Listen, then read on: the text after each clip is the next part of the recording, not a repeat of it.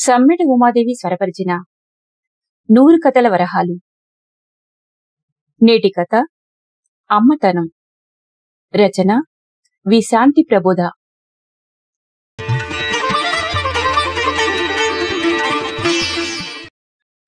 మొదటిసారి తల్లివయ్యావు. నీ అనుభవాలు అనుభూతులు ఏంటి మానసా? పిచ్చాపాటి మాటల మధ్యలో చిరునవ్వుతో అడిగింది స్నేహిత. చేతిలో ఉన్న బిడ్డకేసి దీర్ఘంగా చూస్తున్నది మానస. మానస స్నేహిత బాల్య స్నేహితులు. 7 ఏళ్ల క్రితం ఎంఎస్ కోసం అమెరికాకు వెళ్లి అక్కడే స్థిరపడింది స్నేహిత. యూకేలో ఉంటున్న మానస ప్రస్తుతం తల్లిగారింటిలో ఉన్న విషయం తెలిసి వచ్చిన 2వ రోజే చూడడానికి వచ్చేసింది స్నేహిత. కరిగిన 7 ఏళ్ల కాలంలో ఇది ఏమీ మారలేదు. అదే స్నేహం, అదే ఆత్మీయత, అదే ప్రేమ అని మిత్రురాలితో ఉన్న అనుబంధాన్ని, తనపై ఉన్న ప్రేమను తలుచుకుంటూ చెప్పడం మొదలుపెట్టింది మానస. అడిగావు కదా, ఇప్పటి వరకు నాలోనే నలుగుతున్న భావనల మూట విప్పుతున్నా నవ్వుతూ అని క్షణమాగి మిత్రురాలి ముఖంలోకి చూసింది మానస. ఈలోగా మానస తల్లి భారతి వచ్చి స్నేహిత వైపు అసహనంగా చూసి వెళ్ళింది. ఎప్పుడూ స్నేహిత వాడింటికి వెళ్లనిచ్చేది కాదు. ఆమె రావటమూ ఇష్టముండేది కాదు. ఎందుకో అమ్మకి స్నేహిత అంటే గిట్టదు. నిత్యం ఫోన్లు మెసేజ్లు ఉండవు కాని కలిసినప్పుడు మనసు విప్పి మాట్లాడుకునే మా స్నేహబంధం గొప్పది. ఇప్పుడు నా మాటలు విన్నాక ఇది ఆడదేనా అని ఆశ్చర్యపోతుందో, లేక నన్ను తిట్టిపోస్తుందో అని మనసులో పలు విధాల ఆలోచిస్తూ చెప్పడం మొదలుపెట్టింది మానస. గర్భం అని డాక్టర్ లలిత నిర్ధారించినప్పుడు నా సహచరుడు ఆనందపడితే నాకు కలిగిన అనుభూతి భయం, తెలియని భయం. దానికి నేను సిద్ధమేనా అని భయం. ఆ తర్వాత కొద్దిగా ఆనందం కూడా తొంగి చూసిందనుకో. అవును, నాలో ఒక జీవం తయారవుతున్నది అన్న భావన స్థిరపడిన తర్వాత తల్లి కాబోతున్నందుకు అంగీకరించాను. నన్ను నేను ఒప్పించుకున్నాను. గర్భం ఖచ్చితంగా సులభం కాదు. గర్భధారణ నుంచి ప్రసవం వరకు రోజుకో అనుభవం. ప్రతిరోజు శరీరంలో కొత్త మార్పులు తెలుస్తూనే ఉన్నాయి. సాధారణ వికారం, మైకంతో మొదలు ఒంట్లో శక్తి తగ్గిపోతూ కొంచెం శారీరక శ్రమ, ఆయాసం, అన్నీ కొత్త అనుభవాలు. డాక్టర్ చెకపులు, మందులు, అల్ట్రాసౌండ్ కొనసాగుతూ హాస్పిటల్ నుంచి నాకు కొత్త జీవి నా చేతుల్లో బుజ్జిబుజ్జి చేతులతో పాపాయి వస్తుంది. అది ఎలా ఉంటుందో, ఎలా ప్రవర్తిస్తుందో అని ఆలోచిస్తూ హాస్పిటల్కి వెళ్లడం, రోజురోజుకు పెరిగే పొట్ట తీవ్ర అసౌకర్యం కలిగిస్తూ ఒక్కొక్కసారి చికాకు, ఆకలి, అలసట. ఈ ప్రపంచంలోకి కొత్త జీవిని తీసుకొచ్చే క్రమంలో 8వ నెలలోకి వచ్చాను. ఒక్కసారిగా నొప్పి. చాలా కష్టంగా ఉంది. నాకేదో అయిపోతుంది. సమయానికి మల్లిక్ ఇంట్లోనే ఉన్నాడు. కంగారుగా హాస్పిటల్కి వెళ్ళాం. ప్రసవం, విపరీతమైన శారీరక నొప్పి, బాధ, అలసట. అలా బయటకొచ్చిన బిడ్డను, మ్యూకస్ ప్లాసెంటాతో నిండిన నా బిడ్డను నా గుండెలపై ఉంచారు. అదేంటో నాకెటువంటి అనుభూతి కలగలేదు. అమ్మ రాకుండానే నేను బిడ్డను కనేశా. ఎలా అని బెంగ మనసులో సుడులు తిరుగుతూ, ఆ తర్వాత కొంతసేపటికి నాలో చలనం. అప్పుడు కలిగిన అనుభూతిని మాటల్లో చెప్పలేను. లోతైన ప్రేమంటే అప్పుడే తెలిసింది. జీవితాంతం నిర్వహించాల్సిన బాధ్యత అని అర్థమైంది. మృదువైన చర్మం నుంచి వచ్చే పురిటి వాసన మా తల్లి బిడ్డ మధ్య విడదీయలేని బంధం ఏర్పరుస్తూ, నా గుండెలపై బిడ్డ, రక్తపు మరకలతో ఉన్న బిడ్డ, మొహంలో చిరునవ్వుల మెరుపులు, మెరిసే చిన్ని కళ్ళు. తను వచ్చాక ఆ కళ్లల్లో మెరుపులు చూడ్డం కోసం ఆశగా ఎదురుచూడటం. అదే కొత్త శక్తిని నింపుతూ, గంటల తరబడి నిద్ర, ఆహారం లేకపోయినా కొన్ని మధురమైన కౌగిలింతలు. నా బిడ్డ కళ్ళల్లోకి ప్రేమగా చూసే చూపులు. ఎన్నెన్నో సంతోష క్షణాలు. మాతృత్వం అంత సులువేం కాదు. నిద్రలేని రాత్రులు, రక్తంతో నిండిన ప్యాడ్లు, పాలు పడతాయో లేదో అన్న ఆందోళన, తెలియని అనిశ్చితి, ఒత్తిడి. బిడ్డ పుట్టిన తర్వాత పాలివ్వటం, నాపీలు మార్చటం, స్నానం చేయించి బట్టలు వేయడంపైనే దృష్టి. చనుపాలు ఇవ్వటం మాతృత్వానికి ఒక పరీక్ష. పాపాయి చన్నును సరిగ్గా చప్పరించలేక చనుమొనలు నొప్పి, పాలనాళాలు మూసుకుపోయి రొమ్ము వాచిపోయి భయంకరమైన నొప్పి. అదో నరకం. హార్మోన్ల అసమతుల్యత, బలహీనత, నిద్రలేమితో ఆత్మవిశ్వాసం కోల్పోవటం, న్యూనత ఏర్పడటం, బిడ్డకి తగినన్ని పాలివ్వలేకపోతున్నానని బాధ, పనికిరాని తల్లిగా భావన. నన్ను ఒక సైకోలాగా తయారు చేస్తూ అమ్మా నాన్న వచ్చారు. అయినా ఏమిటో సంతోషం లేదు. అమ్మ నలుగు పెట్టి బిడ్డకు స్నానం చేయించాలి అంటుంది. అంత సున్నితమైన చర్మం కందిపోయింది. ర్యాష్ వచ్చింది. నలుగు వద్దంటే వినదు. వేడివేడి నీళ్ల స్నానం అంటుంది. నేను ఒప్పుకోను. అమ్మతో రోజు తగువే. అమ్మ చెప్పేదానికి, యూకేలో డాక్టర్ చెప్పేదానికి మధ్య అంతరం. ఏది అనుసరించాలి అని నాలో ఘర్షణ. ఏ నూనె రాయాలి, నలుగుకు ఏ పిండి వాడాలి, ఏ న్యాపి వాడితే మంచిది, ఇవే ఆలోచనలు. కొద్ది కాలం మరో వ్యాపకం లేకుండా పోయింది. ఇతరులతో సంబంధాలు కూడా తగ్గిపోయాయి. బిడ్డతో ప్రపంచం అయింది. నా చదువు, నా తెలివితేటలు, నా వ్యాపకాలు, నా సామాజిక కార్యక్రమాలు అన్నింటినీ కోల్పోతున్న భావన. తగినంత నిద్ర లేదు, ఆందోళన. మా ఆయన జీవితంలో పెద్ద తేడా లేదు. మాతృత్వం నా జీవితాన్ని స్వాధీనం చేసుకుంది. మాతృత్వానికి నేను చెల్లించే మూల్యం అని కుమిలిపోయా. అది తెలిసి మాతృత్వం ఒక ఏకాంత అనుభవం అంటూ నన్ను ఊరడించే ప్రయత్నం చేసేవాడు నా భర్త. ఒక స్త్రీ బిడ్డను ఈ లోకంలోకి తేవడం అంటే మరుజన్మ ఎత్తినట్టే. అయితే అది సాధారణ విషయం అంటుంది అమ్మ. ఫోన్ చేసిన అత్తమ్మ మాతృత్వం త్యాగాలతో నిండి ఉంటుందని, మాతృత్వపు మధురిమలు మనసారా ఆస్వాదించమని ఊరడిస్తూనే కర్తవ్య బోధ. తల్లిగా ఉండడమే ప్రపంచంలోని అత్యుత్తమ అనుభూతి అంటారు. కాని అది అత్యంత బరువైన బాధ్యత, అన్ని సమయాల్లోనూ భరించే అత్యంత ఒత్తిడి అంటూ స్నేహిత ఏమనుకుంటుందోనని ఆమె ముఖంలోకి చూసింది మానస.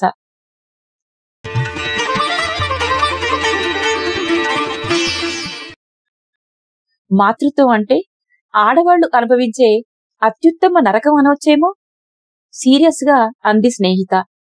అమ్మయ్యా, నువ్వు బిడ్డను కనకపోయినా బాగా అర్థం చేసుకున్నావు.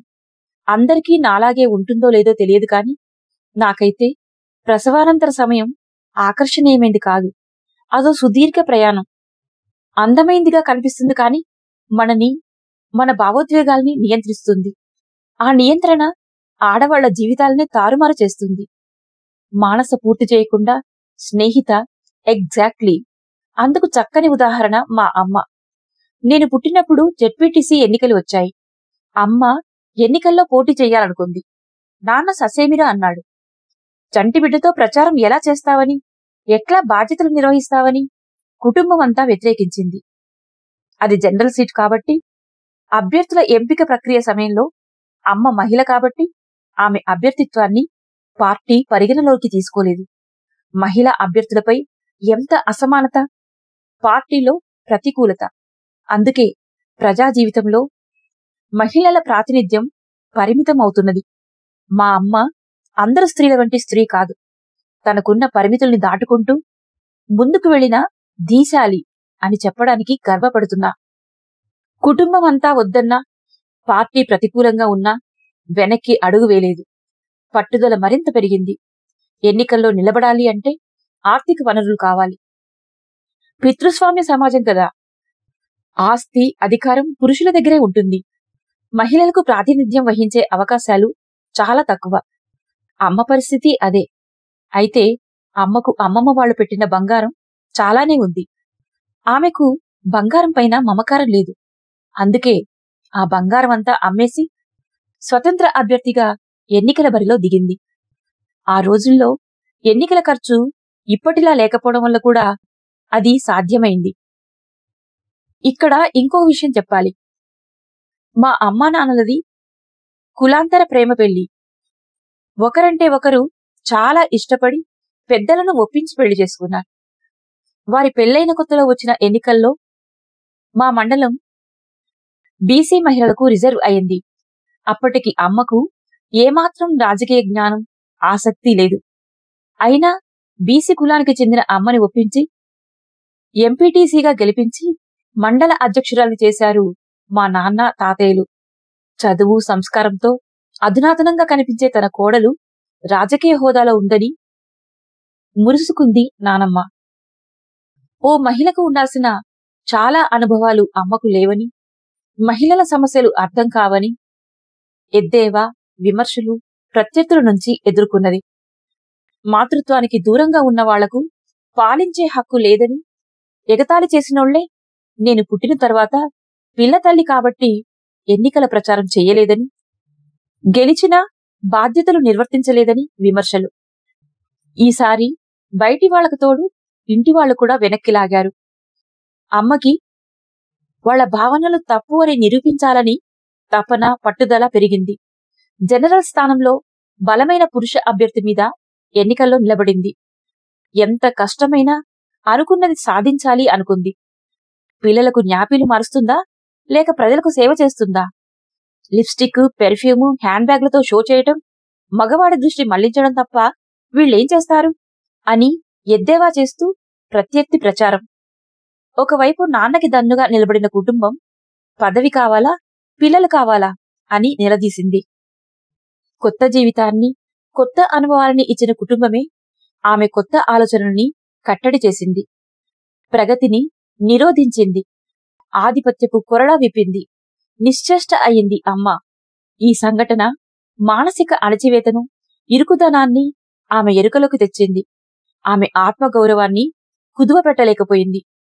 నాకు అన్నీ కావాలి, కుటుంబం, పిల్లలు, బాధ్యతలతో పాటు సమాజం, రాజకీయం కూడా కావాలి.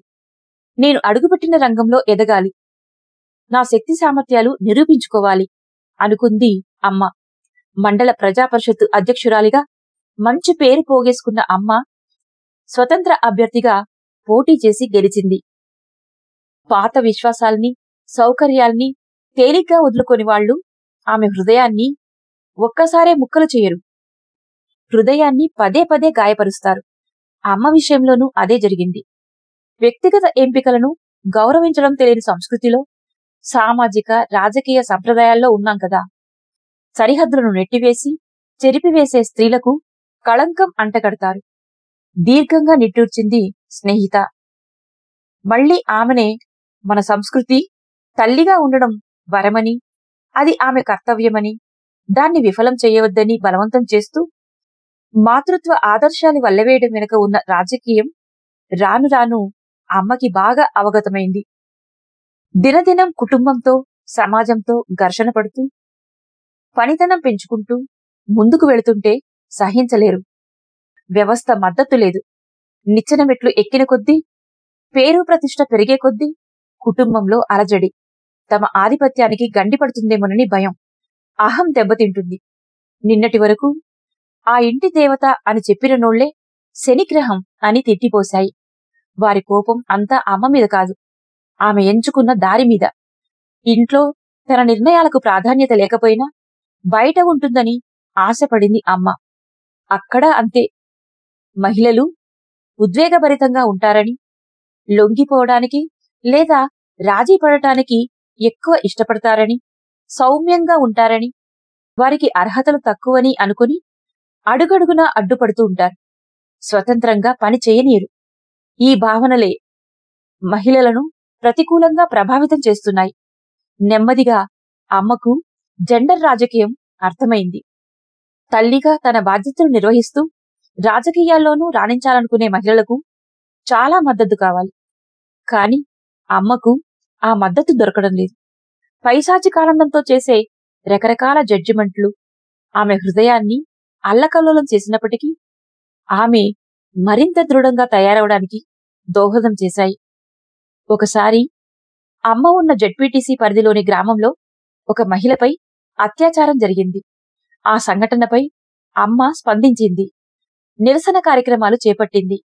పోలీసులు నిరసనకారులను అదుపులోకి తీసుకున్నారు. ఆ సమయంలో అమ్మకు శానిటరీ ప్యాడ్ అవసరమొచ్చి పోలీసుల్ని అడిగింది. చెమటతో తడిసిపోయిన మురికి రుమాలు ఇచ్చారు. అంతవరకు అయితే పర్వాలేదు, ఋతుస్రావం గురించి అసభ్యంగా మాట్లాడారు. ఇంట్లో మూలకు కూర్చోక రోడ్డు మీద పడిందని అవమానకరమైన వ్యాఖ్యలు చేశారు. కుటుంబ మద్దతు లేని అమ్మకు రకరకాల వేధింపులు. సభలని, సమావేశాలని పిల్లను వదిలిపోతుందని, పిల్లకి సమయానికి తిండి పెట్టదని నానమ్మ తిట్టిపోసేది. చీకటి రహస్యాలున్నాయేమో అని ఆడిపోసుకునేది. నాకు గుర్తున్నంతవరకు అమ్మ తప్పనిసరైతే తప్ప నన్ను నానమ్మ దగ్గర వదిలేది కాదు. అమ్మ వ్యక్తిత్వం తెలిసినప్పటికీ కావాలని నానమ్మ మాటలతో అమ్మను బాగా నొప్పించేది. నిండు కుండలా అమ్మ తొనికేది బెనికేది కాదు. మన దేశంలో స్త్రీలు గౌరవించబడుతున్నప్పటికీ గౌరవించబడదు. దేవాలయాల్లో దేవత, వీధుల్లో శృంగార దృష్టితో కించపరచటం ఆలోచనగా మానస. ఓ పక్క స్త్రీలను దేవత అని అంటారు, తల్లులు, సోదరీమణులు అంటూ ప్రసంగిస్తారు. కాని తమలాంటి మానవులుగా, పౌరులుగా పరిగణించరు. మహిళగా చూస్తారు. ఈ తల్లులు, సోదరీమణులు రెండవ తరగతి పౌరులే. ఈ తల్లులు మాతృత్వం అంచున ఉన్న స్త్రీలుగా తప్ప మరోలా కనిపించరేమో బాధగా అన్నది స్నేహిత. ఇంట్లో చంటి పిల్లలున్నప్పుడు మహిళలు రాజకీయాల్లో రాణించటం కష్టమే కదా. మానస: నువ్వు కూడా అలా అంటావేమిటి? రాజకీయాల్లో ఉన్న మహిళ మాతృత్వం, కుటుంబం, బాధ్యతలు కోరుకోవటం అత్యాశ ఎందుకవుతుంది? మహిళ అంటే మాతృత్వమేనా? అంతకు మించి కాదా? మా అమ్మ రాజకీయాల్లో రాణించడానికి మాతృత్వం అడ్డు కాకూడదు. అట్లాగే మాతృత్వ బాధ్యతలు నిర్వర్తించడానికి రాజకీయ నాయకత్వ బాధ్యతలు అడ్డంకి కాకూడదు అనుకుంది. ఇంటి దగ్గర ఇల్లాలిగా, పిల్లకు తల్లిగా నాయకత్వ బాధ్యతల్లో ఉంది. నా చిన్నప్పుడు అమ్మ తనతో నన్ను తీసుకెళ్లేది. నేను ఏడిస్తే చిన్నబుచ్చుకోకుండా అమ్మలా మారి లాలించేది. నాయకురాలిగా తన బాధ్యతలు నిర్వర్తించేది. అందుకు తనేమీ బిడియపడేది కాదు, భయపడేది కాదు. తన ముందు వెనక వచ్చే వ్యాఖ్యానాలు మొదట్లో మనసు చివుక్కుమనిపించేవి. కాని తర్వాత గట్టిపడింది. వారికి విలువ ఇవ్వటం మానేసింది. స్నేహిత చెబుతుండగా,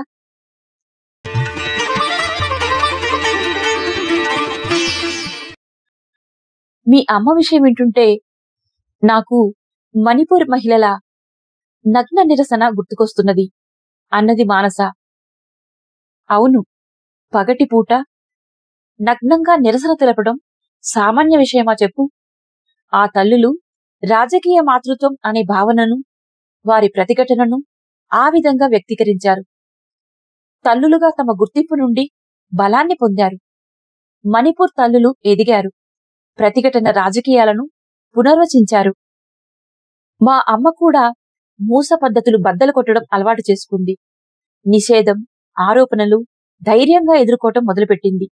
ఒక వ్యక్తిగా ఎదగడానికి, మగవారితో సమానంగా గౌరవం పొందడానికి వారికంటే మూడింతలు ఎక్కువ కష్టపడింది. ఇప్పటికీ నేను అమ్మ నుండి స్ఫూర్తి పొందుతూనే ఉన్నా. నేనొక లెస్బియన్ని. నేను నా మిత్రురాలు గీత పాన్ సుపారిలాగా కలిసి సహజీవనం చేస్తున్నాం. ఈ విషయం అమ్మకు తెలియదు. ఎలాంటి సంకోచం లేకుండా విషయం చెప్పే స్వేచ్ఛ అమ్మ దగ్గర ఉంది. అన్ని విషయాల్లా ఈ సంగతి చెప్పలేకపోయాను. అమ్మ ఎలా తీసుకుంటుందో అనే ఆందోళన ఉండేది. ముఖాముఖి అయితే అమ్మ అభ్యంతరాలు, సందేహాలు తీర్చగలను అనుకున్నా. చెప్పాలనుకున్నది చెప్పేశాను. మా జీవితంలోకి ఒక బిడ్డని ఆహ్వానించాలని ఆలోచన కూడా అమ్మతో పంచుకున్నాను. అమ్మ ఏమందో ఊహించగలవా? మనో, అమ్మతనమంటే జెండర్ని మించినదని. అది మా అమ్మ. I love her, I adore her. ఉద్వేగంతో స్నేహిత గొంతు పూడుకుపోయింది. చదివేస్తే ఉన్నమతి పోయినట్లుంది అని గొనుక్కుంది మిత్రురాళ్ల మాటలు విన్న భారతమ్మ. ఆమెకు వాళ్ల మాటలు వింటుంటే చాలా ఉక్కపోతగా ఉంది. ఏమంటే కూతురు ఏమంటుందోనని నోరు మెదపకుండా అసహనంగా ఉన్నది. నిశ్చేష్టై వింటున్న మానస ఈ లోకంలోకి వచ్చి, నిజమా? ఎంత గొప్ప మాట! గర్భం ధరించి బిడ్డను కంటేనే అమ్మ అవదు, కనకపోతే అమ్మ కాకుండా పోదు. మానస, నువ్వేమైనా అనుకో, బిడ్డను కన్నంత మాత్రాన మాతృత్వానికి పరిపూర్ణత వచ్చేస్తుందా? ఆడపిల్లని కంటే ఈ ఇంటి గడప తొక్కొద్దని ఆజ్ఞ జారీ చేసే అత్తలు, బిడ్డలాంటి కోడల్ని రకరకాలుగా ఆరళ్లు పెట్టే అత్తలను ఏమనాలి మరి? అది సరే కాని స్నేహి, వివాహ వ్యవస్థ వెలుపల ప్రకృతి సహజం కాని బంధంలో ఉన్నావు. సమాజ స్పందన చాలా తీవ్రంగా ఉంటుంది కదా. ఆమె స్వవిషయం అడగొచ్చో లేదో అని సందేహిస్తూనే అడిగింది మానస. మా భిన్నత్వాన్ని సమాజం అంగీకరించినా అంగీకరించకపోయినా మన శరీరం, మన సమయం, మన వనరులతో మనం ఏం చేయాలనుకుంటామో అది మన ఇష్టం. సమాజం మా భిన్న ప్రకృతిని అంగీకరించినా లేకపోయినా మేం లోతైన భావోద్వేగాలతో మీలాగే ఉన్నాం. మేము మీలాగే సాంగత్యం, సాన్నిహిత్యం కోరుకుంటాం. మీలాగే కలలు, భవిష్యత్తు ఆలోచనలు ఉంటాయి. కాబట్టి మా జీవితాలు మాకు ముఖ్యం. మా అమ్మను పతితగా ముద్రవేసి తన కాళ్ల కింద నేలను వదిలి జీవితానికి కొత్త దారులు వేసుకుంటూ వెళ్లిన నాన్న తన కెరీర్ని తాను ప్రేమించినట్టుగా అమ్మ కూడా రాజకీయాల్ని ప్రేమించిందని ఇప్పటికైనా అర్థం చేసుకున్నాడో లేదో.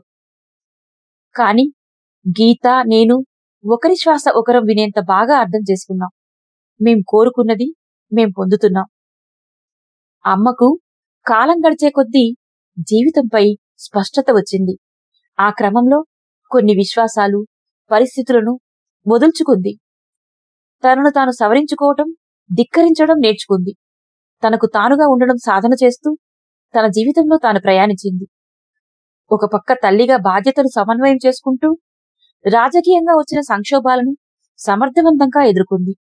అమ్మను చూస్తూ ఎదిగిన నాకు జీవితంపై స్పష్టత రావడంలో ఆశ్చర్యమేముంది? తల్లి తనను స్నేహిత ఇంటికి వెళ్లనివ్వకపోవడానికి కారణం ఏమిటో పొరలు వీడుతుండగా అటూ ఇటూ కదులుతున్న పాపాయిని జోకొడుతున్నది మానస. వినాశకాలే విపరీత బుద్ధి అని ఊరికనే అన్నారా పెద్దలు అంటూ గొనుక్కుంది మానస తల్లి భారతి. అది అస్పష్టంగా మానస చెవిన పడింది. సమాజం, సంస్కృతి, సంప్రదాయాలు మహిళపై విధించిన పరిమితులు బాహ్యంగా కనబడతాయి. పైకి కనిపించని పరిమితులు మహిళలు తమకు తాము పెట్టుకున్నవే. అవే ఆమెను వెనక్కి లాగేది.